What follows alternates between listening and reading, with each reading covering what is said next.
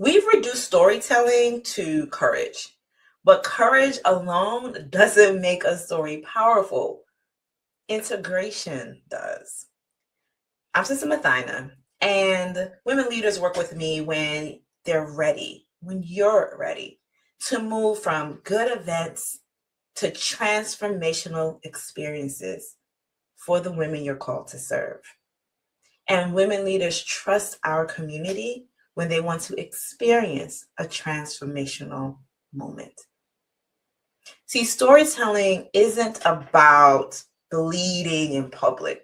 It's about allowing someone to see what has already metabolized within you. Here's the thing. Regardless of where you are in your journey, your story is still sacred. And one of my coaches many years ago, and if you're not new here, you may have heard me say this, okay, friend? But one of my coaches many years ago, it was a really profound moment for me. She said, there are stories that you are standing on, and there's stories that you're still in.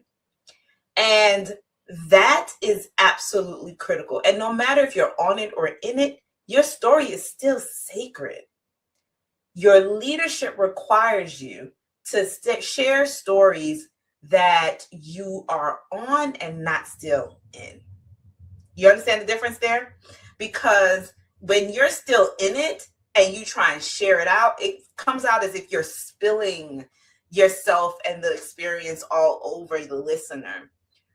Yet, if you are on the story, then it comes from a space of service, right? You've got a level of mastery over it. It doesn't mean it doesn't still make you emotional.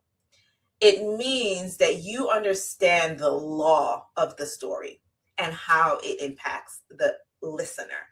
Let me give you an example. Here's what I mean by that.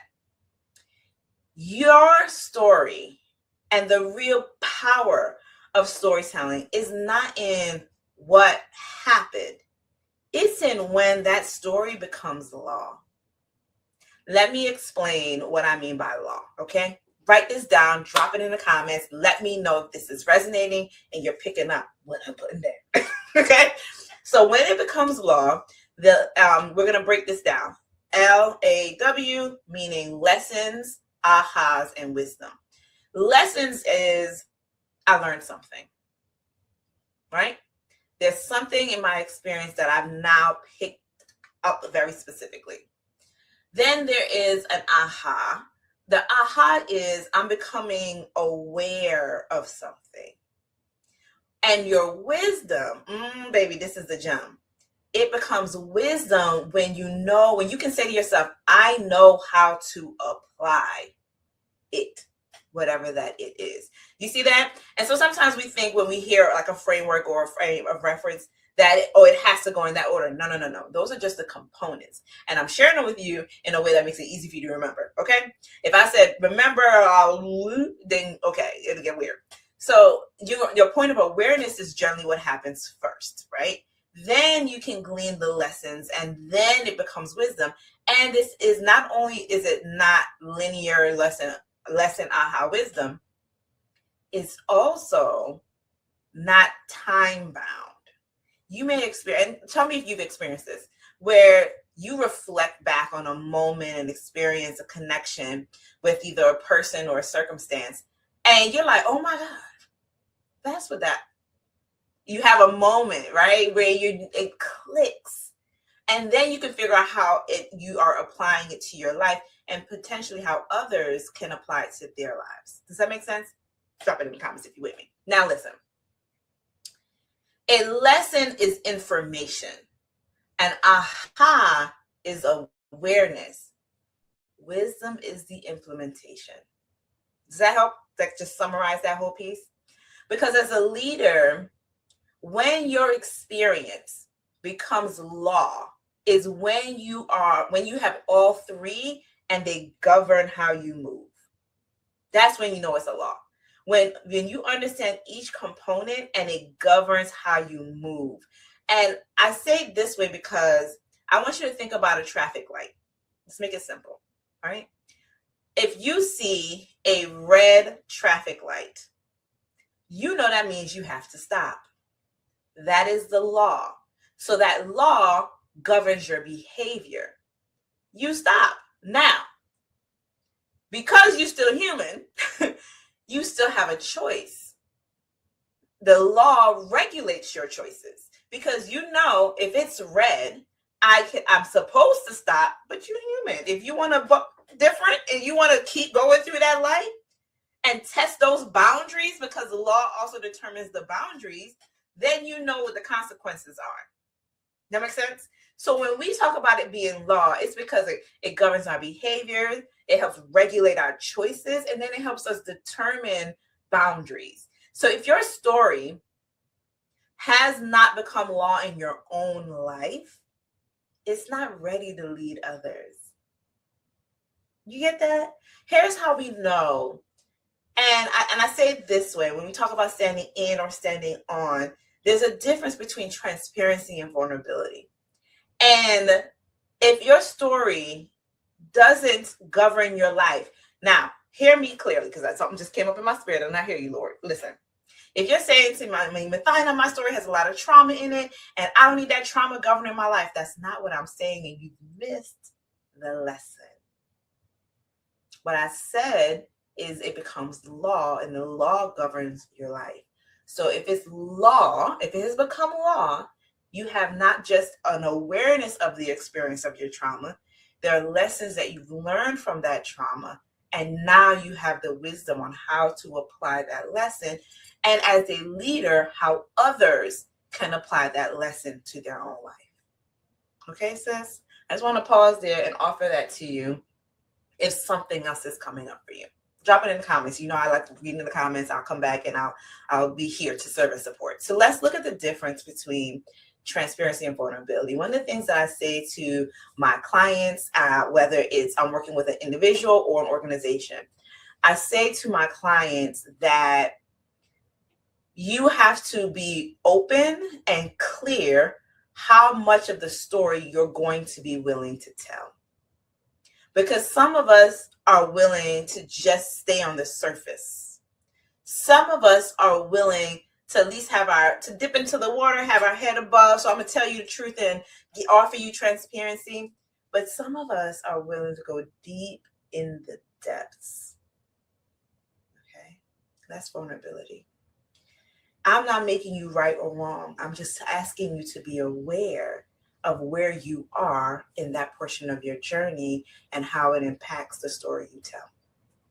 So transparency is, I'm telling the truth and you share what's happened, right? Because that's what transparency tells me. It tells me what has happened. Vulnerability is you sharing something may not even be fully polished, but you're sharing something that could cost you in the wrong hands, right? Vulnerability shows, reveals, and deepens your humanity.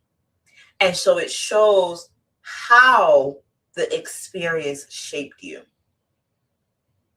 Okay? So with my clients, particularly my storytelling clients that are representing organizations and they're framing their story for the organization, this works with my individual leaders as well. But one of the things that we talk about is you have to add contextual layer and color to your story. You have to let it breathe and be sensory in order for it to really transmit and deepen for the listener. Make sense? Okay, this is not a deep dive in storytelling. Call me, I got you, right? What I'm really sharing is that I want you to hear and understand and have a frame of reference for the difference. And so if you think about, again, transparency is, here's what happened to me. Vulnerability is, here's how it shaped me. Then transparency without law is a reporting out. It's like a spilling out of what's happened. Whereas vulnerability, we can look at that and we can say, because if you do vulnerability without law, then you're exposing rawness. Does that make sense? Instead, I want to invite you to a more dignified storytelling, because dignified storytelling is your vulnerability guided by law? Dignified storytelling is your vulnerability guided by law. Right? Your transparency is the truth. Your vulnerability is the truth that costs something. Your dignity, your dignified story, is the truth governed by wisdom. Let me know. Drop that in the comments and let me know how that resonates with you. The reason why we want to talk about dignified storytelling is because there are always three entities, people, groupings that are impacted by the story you tell. Because when you think about the ethics of the story you're telling, we want to be mindful of the story we're telling and the ethics of it, because there's something sacred at stake every single time. And when a story becomes law in your life, you no longer weaponize it, you steward it. You're not spilling yourself everywhere. You are using your story to steward it so well that it serves the listener, it serves your community. That always requires that you start with yourself. So there are three. I said there were three communities, groups of people, entities. The first is you, right? The ethics of how you handle the story and how it impacts you. Then it is the people who are alongside the story, who are in it. And then there are the people as a group, as a body, the community that you're serving as the leader. So there's a few questions that I'm going to recommend that you ask of yourself, and how, in terms of how it impacts you, the individuals in the story with you, as well as the community. Okay. All right. The story, your story, should never feel like you're re-traumatizing yourself for applause or attention. Okay. So you need to ask, am I sharing from wisdom, or am I sharing from some kind of unresolved emotion or pain? Right? It should never be for applause. Your sharing of your story should be for alignment, for ascension, because it literally is lifting those a degree higher because they've encountered you and the law that governs your life, the wisdom from your awareness and the lessons you've gleaned from your experience. Okay. Second, towards other people, the other people alongside or in the story. I have spent decades working with survivors of trauma, and it's that trauma that they've experienced, those who their trauma includes usually a family member, right? They're always like, how do I do this? How do I share my story? How do I center my growth without, and this is Mathana's language, but basically without dishonoring the humanity of those in the story with me? Then I want you to ask yourself, has your lesson matured enough that it doesn't dishonor the others in the story? Now, I say this because, and working with survivors and individuals who've experienced trauma for so many years, let me offer this nugget to you. If you're saying to yourself, Mathana, I don't care how it affects other people, this is my story, this is my truth, that what they did was wrong. This is usually the refrain I'm getting. What they did was wrong and they have to deal with the consequences just like I do. Okay? I understand. I understand. And it's your lived experience. It truly is your choice. And then you have those who are saying, it is truthful. They hurt me. What they did was painful for me. And I want to also create a space where others are protected from it. I don't want to tell this story to protect them. I want to tell this story to share my experience and often protect others. There is a way you can tell it if it's valuable. Here, let me give you this framing to support you. So one of the ways that I have encouraged, and I do it with my own lived experience, I will say things like, let me use this example. They have never, I'll be telling the story and I'll say something like, they may have never experienced anyone like me. They've never met anyone like me before. And I hadn't ever experienced anyone like them. And as children, we don't know the pain we're inflicting often as a result of our experiencing something for the first time and responding to it harshly. And I expected cold people. I mean, it's cold environment. I did not expect cold people. And while I even find myself having greater grace for those children who made fun of me, teased me, from the way my hair was down to how skinny my legs were, it is harder for me to even have grace with the adults who participated in that behavior, for the teacher who laughed at the way I spoke rather than quieting the other children and helping them understand that there's a whole world out there, and how I sound to them, they sound just as different to me. You see that? So I'm offering grace, but I'm honoring my truth. That bullying hurt. Having an adult, when you're speaking, laugh at how you speak because it is different, hurts. But I'm giving grace for where they were at that point in their time in their development. If that's something that works for you, that feels authentic for you in the sharing of your own story, you're welcome to use that. So very often there are nuances rolled in. That's, it doesn't work for everyone in every situation, but I wanted to offer that as you think about the dignified way that you're telling your story for yourself, for those involved with the story, impacted by the story. And then think about how you're asking the right ethical question of yourself for how you share that story in community. So ask yourself, are you modeling growth with the story, or are you glorifying some form of dysfunction? Like, you don't want to turn yourself or your story into some type of just the worst form of like reality TV, for example. Rather, a dignified story and dignified storytelling protects what is sacred, even while revealing it. All right. And this becomes critical because especially when you talk about the fact that as a leader, you're modeling, right? Drop it in the comments if this is resonating, if this is making sense. If you got a question, drop it. I'll come back. Maybe your question will lead to another one of these, and I'll come back and do a video for you. However, I think it's really critical for us as leaders to also lean into the fact that when we're building community, we often have to share our own story. That is what curates the connection between those in our community that we're assigned to, as well as how we then connect to why we're often doing what we're doing and building that space. I gotta turn the heat on, y'all. Wait a minute. Don't you love a remote control for the heater? Anyway. So it is important for us to think about that, because the reality is your storytelling lends authority to the experience, to the community, to what you're building and why. It is also vital to recognize that authority built without law is going to be fragile. It's going to fall apart because it'll feel like dumping. It'll feel like the spillage. It'll feel like you just pouring your trauma all over others, rather than building authority from that law, from your aha, your lesson, from your wisdom.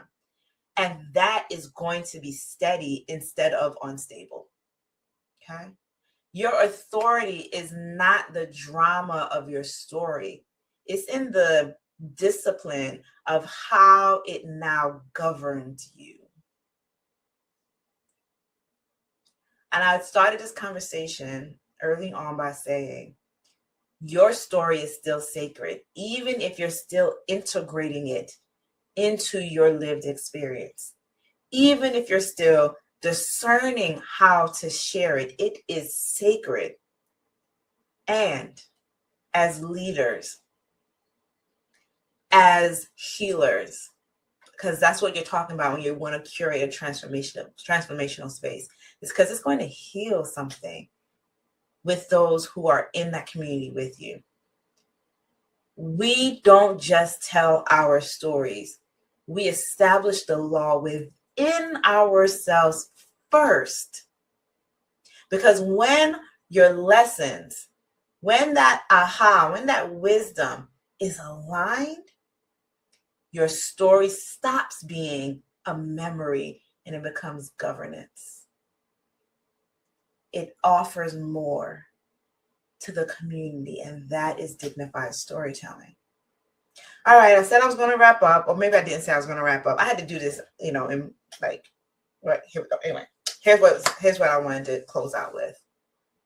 If you are a healer, a leader, and you want to refine how you tell your story, not because you want to be louder, but more so because you want to offer your story with wisdom, then I would love to support you. Click the link, check out our upcoming event.